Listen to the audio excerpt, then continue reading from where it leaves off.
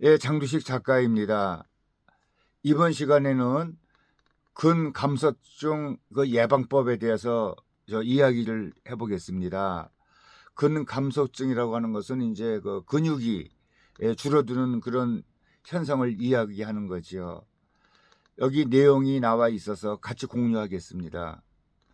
일교차가 커지는 요즘 같은 가을철에는 근육의 유용성이 떨어진다.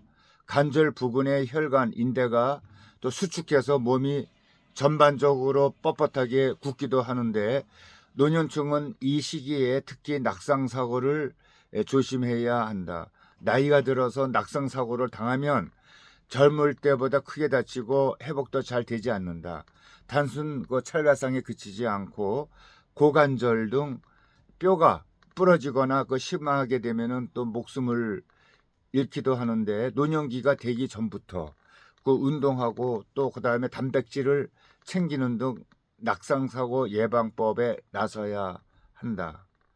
그래서 낙상사고의 예방은 일상 속에서 생활해야 돼야 하는데, 야외 활동을 할 때만 예외적으로 조심할 게 아니고, 또 근육과 뼈가 약해진 고령자는 집에서 또 생활하다가도 또 사고를 당하기 쉽다. 한국소비자원에 따르게 되면은 최근 4년간 소비자 이해 감시 시스템에 접수된 65세 이상의 고령자 안전사고의 62.7%가 낙상사고다.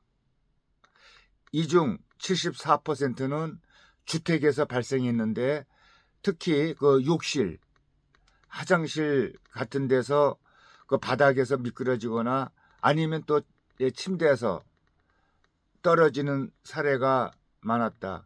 가장 안전하다고 생각하는 집안이 오히려 가장 위험한 셈이다. 그래서 50대부터 60대 대비를 준비하는 것이 좋다. 근육을 기르는 게 핵심이고, 근육은 사고를 이렇게 당했을 때에 완충작용을 하는 보호막 역할을 한다.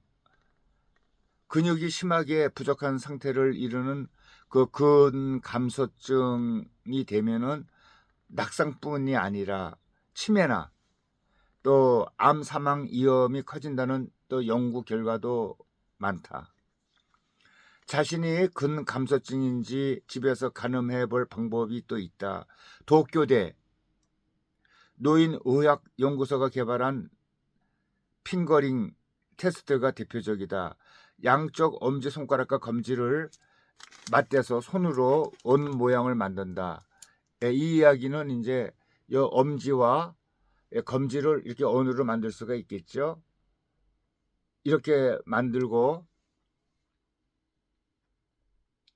본인의 종아리 중에서 가장 굵은 부위를 원으로 감싸본다.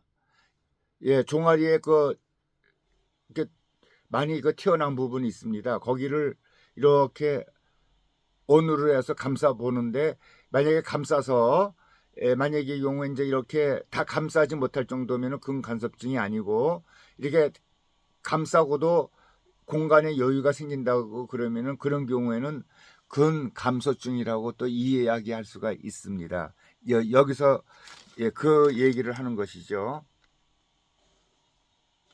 그래서 손으로 만든 원이 종아리 둘레보다 커서 헐렁하게 공간이 남으면은 근간섭증을 의심해야 하고, 연구팀은 종아리가 원보다 굵은 사람에 비해 원에 딱 들어맞는 사람은 근감소증 위험이 2.4배, 또 핑거링이 종아리보다 큰 사람은 6.6배 더 높다고 밝혔다.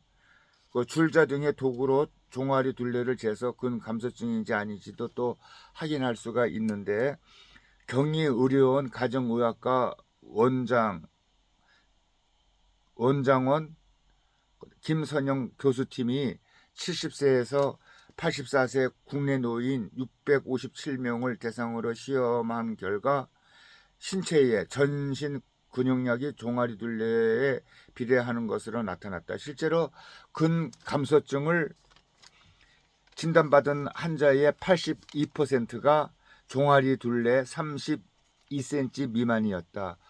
그 연구팀에 따르면은 온몸의 근육량은 종아리 둘레에 비례하는 경향이 있고, 종아리는 그 보행에 직접적인 영향을 미치는 곳이라 근감소증 진단에 참고를 할 만한 그런 그 부위이다. 노년기에는 또 특히 근육량뿐만 아니라 그 질도 감소한다. 근육 세포 개수는 물론이고 각 근육 세포가 내는 힘까지 또 떨어지게 된다.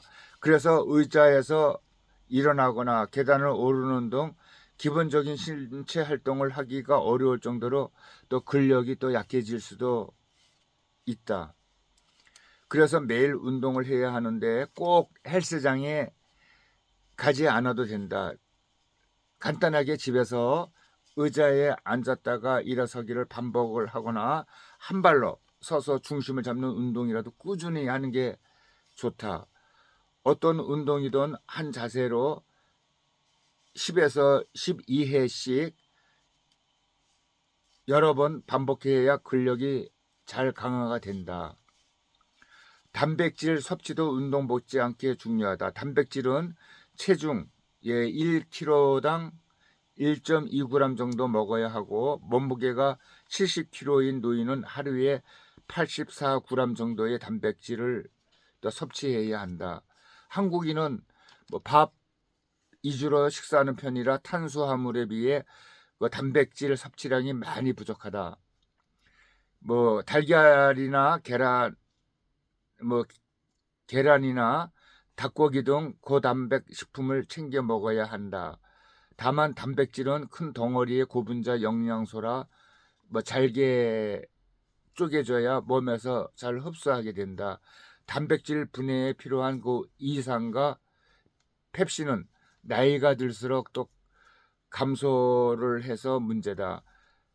60대가 되면은 20대에 비해 3분의 1 정도의 수준밖에 분비가 되지 않는다. 그래서 소화 능력이 약한 노인은 충분히 먹기가 부담스러울 수도 또 있는데, 이럴 때 그 기능성 단백질 소재를 또 섭취하는 것도 하나의 또 방법이다. 네, 이렇게 참 그 근감소증의 그 예방에 대한 자세한 얘기를 해준 기자는 그 헬스조선의 이혜림 기자가 이렇게 그 올려준 내용입니다. 우리 그 노약자들은 근감소증에 걸리지 않도록 이렇게 많이 집에서라도 운동을 해야 하겠습니다. 아까 여기서 이야기한 것 같이 의자에서 앉았다 일어나기를 여러 번 반복을 한다든지, 아니면은 한 발로 오래 서기 연습을 많이 하는 것도 아주 좋은 방법이라고 추천을 하고 있습니다. 여기까지 하겠습니다.